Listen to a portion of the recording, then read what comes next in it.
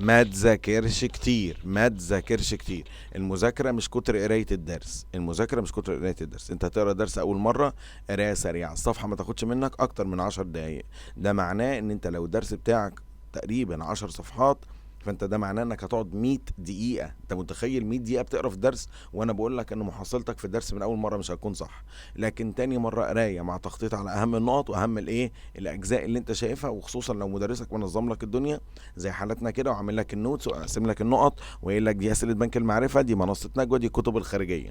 اضافه النوتس، تمسك النوتس دي تركز عليها، مدرسك بيشرحها يبقى انت هتكتب النوتس بنفسك وراه. كتبت النوتس A1، قرايه تالت مره دي مش وقتها، هتروح تحل الاسئله، هيقف معاك افكار، هيقف، لازم يقف معاك اسئله، تجيب الافكار دي كانت موجوده فين في الدرس، تذاكرها، تراجعها، وبكده هتبقى حددت نقط قوتك ونقط ضعفك. ابعتها لزمايلك اللي بيقعدوا كتير على المذاكره وبيقول لك انا بفتح المحاضره باليوم والاتنين، ابعتها لبعض.